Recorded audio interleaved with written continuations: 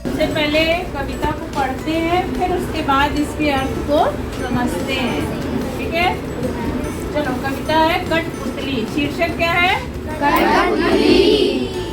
मैं एक बार पढ़ रही हूँ, आप उसका अनुकरण वाचन करेंगे। कठपुतली कठपुतली गुस्से से उबली, गुस्से से उबली, बोली ये धागे, बोली ये धागे, क्यों है मेरे पीछे आगे, क्यों है मेरे पीछे आगे, इन्हें तोड़ दो, इन्हें तोड़ दो, मुझे मेरे पाँव पर छोड़ मेरे पाँव पर छोड़, मुझे मेरे पाँव पर छोड़ दो, मुझे मेरे पाँव पर छोड़ दो। सुनकर बोली सुनकर बोली और कठपुतलियाँ और कठपुतलियाँ कि कि हाँ हाँ बहुत दिन हुए हमें अपने मन के छंद छुए, मन के छंद छुए, मगर मगर पहली कठपुतली सोचने लगी, पहली कठपुतली सोचने लगी, ये कैसी इच्छा ये कैसी इच्छा मेरे मन में जगी। मेरे मन में जगी। अब देखो कविता है कठपुतली गुस्से उबली, है ना। अब देखो यहाँ पे कठपुतली क्या है? काठ की पुतली। काठ की पुतली जो होती है वो क्या होती है? दूसरों के पराधीन रहती है। मतलब जो उसको नचाने वाला जैसे नचाता है उसी दिशा में वो नाचना है। तो यहाँ पे कवि ने पराधीन रहने वाले लोगों के लिए एक संदेश दिया है। जो पराधीन है, पराधीन कौन है? जो गुलाम देश में रहते हैं। तो ये आज़ादी के पहले की कविता है और इस कविता में कवि ने बताया है कि हमें क्या करना है? इस देश की जो पराधीनता का बंधन है इससे हमें क्या होना है? मुक्त होना है। तो अब मुक्त होने के लिए क्या होगा? कोई आगे आएगा, कोई आगे आएगा, उसके लिए लड़ाई लड़ेगा, संघर्ष करेगा, तब ना सफलता मिलेगी। आपकी आज़ादी की लड़ाई में कौन आगे आया था बताओ? देश से बोलो। गांधी जी। हाँ, महात्मा गांधी, सुभाष चंद्र बोस, भगत सिंह, बहुत सारे नाम हैं जिन्होंने आज़ादी की लड़ाई, रानी लक्ष्मीबाई, है ना। तो इस तरह से बहुत सारे लोगों ने क्या किया? देश की आज़ादी के लिए संघर्ष किया। इस कविता के कवि कौन है? श्री भवानी प्रसाद मिश्र। भवानी प्रसाद मिश्र जी ने क्या बताया है हमें कि हम जो है एक कठपुतली की तरह हैं। मतलब हमें कौन नचा रहा है? जो शासक हैं, जो शासन कर रहे हैं, है ना। वो आज़ादी के पहले की घटना है ना। तो उस समय शासन कौन कर रहा था? ब्रिटिश शासन कर रहा था।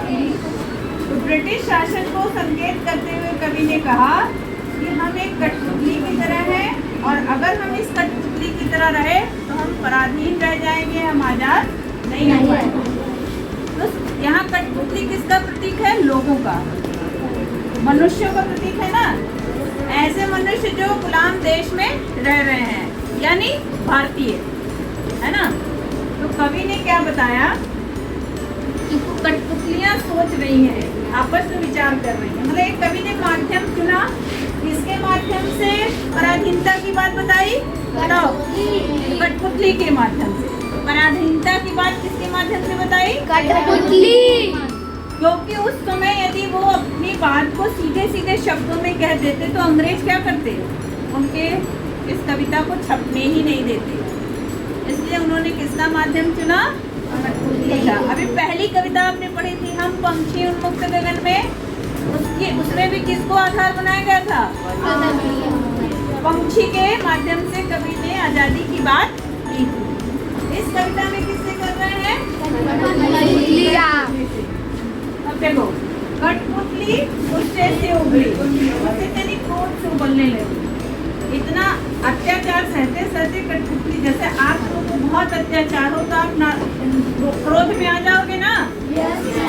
तो इसी तरह कठपुतली भी क्या हो गई? गुस्से से उबली। गुस्से से उबलना मुहावरा है, यानी क्रोध में आ जाना।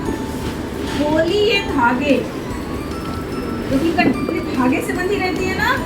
तो बोली कि ये धागे क्यों है मेरे पीछे आगे, ये क्यों मेरे आगे पीछे बांधे गए हैं, इनको हटाओ, छोड़ो, हमें स्वतंत्र करो। क्यों है मेरे पीछे, इन्हें तोड़ दो नहीं, हटा दो। मुझे मेरे पाँव पर छोड़ दो। पाँव पर छोड़ना क्या है? मुहावरा है, यानी स्वतंत्र होने दो। पाँव पर खड़े होना क्या होता है? निर्भर बनना, आत्मनिर्भर बनना। पाँव पर खड़े होने का क्या तात्पर्य है? आत्मनिर्भर बनना। तो कठपुतली भी क्या चाह रही है? वो कह रही है कि मुझे जो बंधन में बांधा गया है इसको क्या करो? तोड़ दो। मुझे स्वतंत्र रहने दो, मुझे स्वतंत्र सोचने दो, मुझे स्वतंत्र करने दो। अब आगे तो क्या हुआ? जब एक कठपुतली के मन में ये भावना उठी कि हमें इस पराधीनता के बंधन में नहीं रहना है, तो बाकी कठपुतलियों के मन में भी ये भावना जग गई। क्यों जग गई? क्योंकि वो भी परेशान है। जैसे किसी समस्या से पूरी क्लास परेशान है, कक्षा परेशान है, अगर एक अगुवाई करेगा तो सारे समर्थन में खड़े हो जाएंगे ना। हाँ ठीक है, ये समस्या तो है, हमको इसका सामना करना चाहिए। तो बाकी कठपुतलियां भी क्या हो गई? तैयार हो गई। इसलिए बताओ, विरोध करने के लिए तैयार हो गई कि हमें भी आजादी चाहिए। तो कठपुतलियों को क्या चाहिए? क्यों चाहिए? क्योंकि उन्हें आजादी पसंद है। सभी को आजादी पसंद है। क्यों चाहिए बताओ? सभी को आजादी पसंद है कि हाँ, बहुत दिन हुए हमें अपने मन के छंद छुए। मन का छंद छुना है नहीं, अपने मन का करना, जो इच्छा हो वो करना। तो जब आप अपनी इच्छा अनुसार काम करते हैं तो आपको कैसा लगता है? बहुत अच्छा लगता है। तो कभी भी कह रहे हैं कि कठपुतलियों ने अपने मन की भावना व्यक्त की कि हमें बहुत दिन हो गए अपने मन की बात किए हुए या अपने मन की बात कहे हुए। तो हम अब सारी कठपुतलियाँ एक हो जाने से क्या होता है? बात में बल हो जाती है। जैसे कोई एक बच्चा किसी चीज़ की मांग करे और सारी कक्षा मांग करे, बात में बल होता है कि नहीं? मतलब सुनने वाले को लगता है कि इतने सारे बच्चे भी कह रहे हैं तो उस पर विचार करना चाहिए। तो कवि भी कह रहे हैं कि कठपुतलियों के, सारी कठपुतलियों के मन में इच्छा जग गई, उन्हें भी आज़ादी चाहिए, क्योंकि बहुत दिन से वो पराधीन थी और स्वतंत्र नहीं थी। मगर पहली कठपुतली सोचने लगी।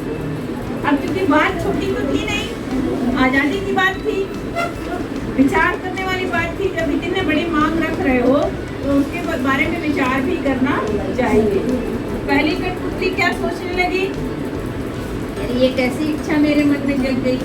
इसमें तो बड़ी दिक्कतें हैं। इसको तो प्राप्त करने के लिए बहुत संघर्ष करना पड़ेगा, क्योंकि आज़ादी की लड़ाई इतनी आसान नहीं होती। आज़ादी की लड़ाई कितने वर्षों तक चली? करीब 1857 से लक्ष्मीबाई ने जो शुरू किया वो जाकर के 1947 में 100 वर्ष तक लड़ाई चली। 1857 से रानी लक्ष्मीबाई ने स्वतंत्रता संग्राम की लड़ाई शुरू की थी ना, और 1947 में जाकर के देश आज़ाद हुआ। इतनी लंबी लड़ाई लड़ने के बाद देश को सफलता मिली। तो अब ये आसान चीज तो था नहीं। 100 वर्ष की लड़ाई आसान है? नहीं है। तो इस तरह से कठपुतली के मन में विचार आया, अरे जो विचार मेरे मन में उठा है ये तो बड़ा कठिन है, अब इसको पूरा कैसे किया जाए। तो आप कल्पना करो कि कठपुतलियों के मन में ये विचार आया, तो क्या सही था? बताओ अभी सही था। तो सही क्यों हो पाया? क्यों हो पाया बताओ? सबको स्वतंत्र रहना था। फिर सबने क्या किया? सबने क्या किया? विद्रोह किया। सबने उस आज़ादी की मांग की और उसके लिए तन मन धन से लग गए। और बहुत सारे लोगों ने क्या किया? अपने प्राणों का बलिदान दिया। तो इस कविता का मुख्य भाव क्या है? हमें कैसे रहना चाहिए? किसी की कठपुतली बनके नहीं रहना चाहिए। कठपुतली किसका प्रतीक है?